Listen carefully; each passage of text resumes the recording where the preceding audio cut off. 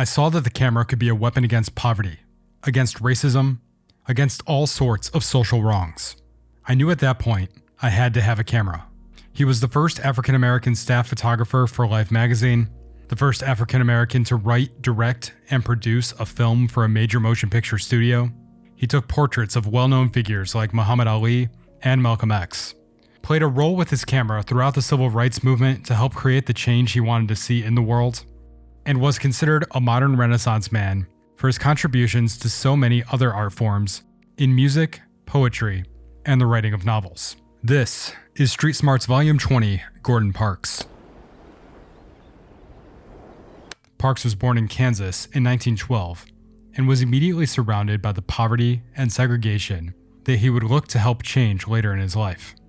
He was the youngest of 15 children, and by the time he was 15 years old, he was living on the streets and working a variety of jobs to stay afloat that included stints as a singer, writer, piano player, busboy, semi-pro basketball player, and working at brothels. Once Parks purchased his first camera at the age of 28, opportunity after opportunity began to unfold before him that allowed him to build towards what would become a highly regarded photography career. After teaching himself to take photos, he began to seek work as a fashion portrait photographer, which brought him into contact with Marva Lewis, the wife of legendary boxer Joe Louis. Marva persuaded Parks and his wife to relocate to Chicago in 1940. Once in Chicago, Parks was able to secure a fellowship that paid $200 a month after he spent time photographing a wide variety of experiences African Americans were taking part in all over the city. These photos established a foundation for what was to come from Parks. The fellowship he secured from them allowed Parks to get a job with the Farm Security Administration, which was a New Deal agency set up during the Great Depression to combat rural poverty. Working with the FSA came with the benefit of collaborating with Roy Stryker, the man who curated the FSA's photography, and was also responsible for helping establish photographers like Walker Evans, Dorothea Lange, and Elliot Erwitt. It was during this time that Parks would go on to create his most well-known work titled American Gothic. American Gothic is a photo that references the incredibly well-known painting by Grant Wood of the same name. This photo was created a few months after Park arrived in the nation's capital to work for the FSA. Upon his arrival, it was suggested by Roy Stryker that Parks begin his time in the city by exploring it without his camera.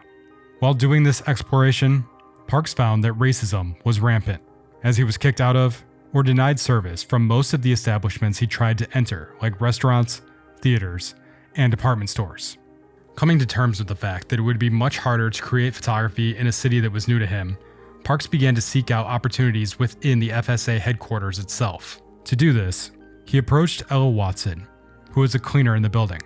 As Gordon Parks got to know Ella Watson, he learned she was a widow with multiple children who had lost her husband to gun violence. At the point in her life where she met Parks, she was working to support 2 grandchildren along with herself. He asked if he could document her life, and Watson agreed. This allowed Parks to access the black communities of Washington, D.C., and the poor conditions these communities had to put up with, that included rundown housing, trash-filled streets, and low-quality education. Their 4-month stint of collaboration led to a number of promising photos for Parks, but American Gothic stood above the rest. The image of Ella Watson, holding both a broom and a mop in front of the American flag, was created as a response to the segregation he saw throughout Washington, D.C., since it portrayed a black worker in a low-level position, put in contrast to the prosperous white farmer of the painting, highlighting the opportunities that were available to one group and completely out of reach for the other. Gordon Parks took part in photographing events that were related to or directly involved in the civil rights movement very early on in the movement's history. In World War II, he took part in photographing a piece of propaganda that was meant to help desegregate the military and defense industries. Although this is somewhat in contrast to what he was trying to convey through American Gothic, because the American military forces of the time had all the same issues with segregation, Parks believed in his duty as a citizen to defend the country, and the propaganda was meant to promote the idea that although there definitely were race issues in America, they could get better. Many of Parks' projects revolve around the civil rights movement, but one historic event that he photographed from the movement of significant weight was the March on Washington in 1963. This march included Martin Luther King Jr.'s I Have a Dream speech. At the event, Parks took photos of well-known members of the Black community, but also took standout images of the incredibly large crowds that gathered there. Later on, in April of 1968, after Martin Luther King Jr. had been assassinated, Parks was sent by Life to cover the funeral. However, he covered the event as a journalist instead of photographing it. The published work was titled The Man Who Tried to Love Somebody, taken by a speech from King a few months before his death. In Parks' writing, he delivers the feeling of hopelessness that was felt in the Black community at the time, and urges them to continue with the nonviolence to struggle for the civil rights they desired. In 1948, Gordon Parks created a piece for Life titled Harlem Gang Leader, that is a testament of what it's like to have your work deformed and misconstrued without your consent when your employer doesn't grant you complete creative freedom.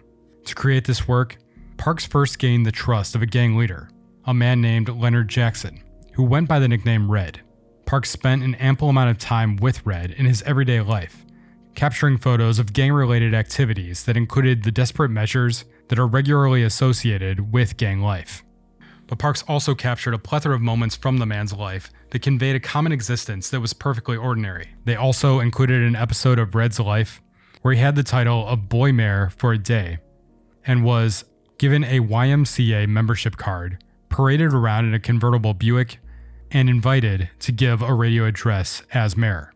What appeared in the magazine consisted of 21 images from the hundreds that had been taken that told an almost completely different story from what Parks and Red had experienced. The images in the magazine mostly consisted of negative aspects of Red's life: fistfights, other violence, dilapidated buildings, and funerals. Life also completely disregarded the mayor for a day narrative, as it turned out to be a complete farce and publicity stunt.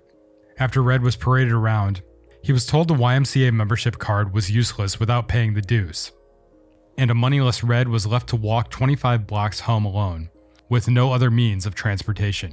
And though it would have been equally misleading to only display the positive aspects of his life, failure to show the nuance that would have put on display the more honest world that sat in between the two narratives would have created a much more compelling story that was closer to the truth. While the narrative was reformed outside Parks' control, to some extent, it seems that he was lucky to have had the spread run at all. Originally, one of Parks' photos of Red holding a smoking gun was supposed to be the cover photo for the issue, but Parks was afraid that it would damage his relationship with Red, so he found the negative and destroyed it to keep the magazine from using it. As a result, his photos were pushed deep into the issue. Even with the absence of the cover photo, what the editors chose to include damaged the trust Red had with Parks anyways. After seeing the issue, he proclaimed, "Damn, Mr. Parks, you made a criminal out of me." Parks became the first African American to write and direct a major Hollywood studio film through a semi-autobiographical film based on a novel called The Learning Tree, which was released in 1969. The film wasn't very successful commercially, but it helped Gordon move into the film industry. That move helped him take things to another level when he directed the wildly successful film Shaft in 1971. This film was significant for the fact that it helped launch the blaxploitation genre and gave cinema one of its first black action stars in Richard Roundtree. Parks would go on to direct a Shaft sequel and a number of lesser-known films and TV. In addition to the other credits on The Learning Tree as director, writer, and producer, Gordon Parks also composed the film's music. His wide array of artistic talents are why he's considered a modern-day Renaissance man. He would go on to produce a number of other film scores and orchestra works that most notably include a ballet tribute to MLK Jr. released in 1990 titled Martin. His expansive artistic skills went further through his writing.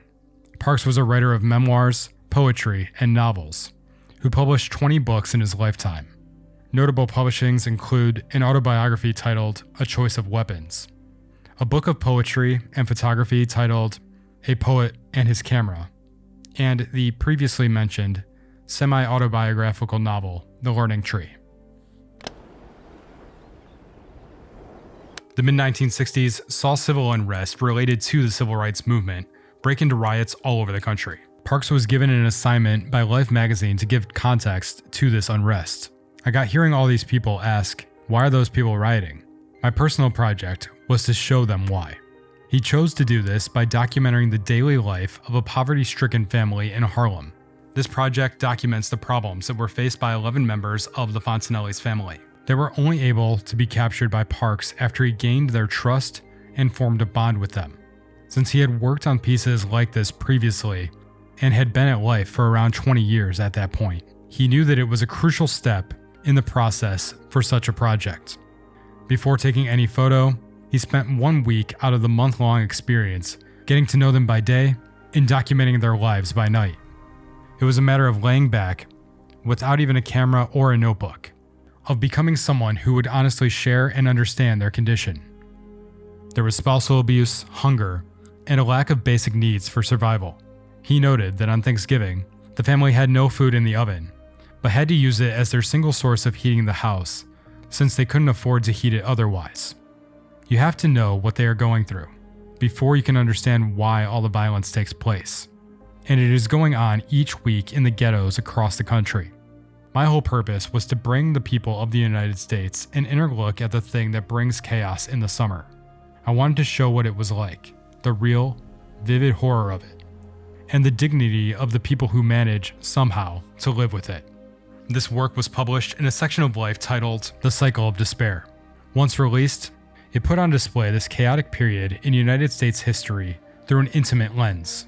The writings that Parks made, along with the photos, provided insight that made this project stand out and shed more light on what was happening to individuals at the time, as opposed to those involved in the civil rights movement at large. He also helped broadcast something countless people could relate to by showing that the lives of the adults in this family heavily revolved around trying their best to take care of and provide for their children. In the opening text of the article, Parks wrote a plea for empathy that we are not so far apart as it might seem. There is something about both of us that goes deeper than blood or black and white. It is our common search for the better life, a better world. I march now over the same ground you once marched. I fight for the same things you still fight for. My children's needs are the same as your children's. I too am America. America is me. It gave me the only life I know, so I must share in its survival. Look at me, listen to me, try to understand my struggles against your racism. There is yet a chance for us to live in peace beneath these restless skies. In terms of finding purpose and giving advice to others, I have received hundreds of letters and questions asking, what can I do? The answer is far too big and complex for me to attempt. Society must give its conclusions. I can only speak through personal experience. If you want to create images that provide a similar amount of purpose as what Parks produced, you can take away this piece of experience from the photographer. Pictures I've made that have become the most important pictures were pictures I wished I never had to take, of people who were impoverished, people in need. And I suppose that I pointed my camera mostly at people who needed someone to say something for them. They couldn't speak for themselves. Thanks for watching, and until next time, keep developing.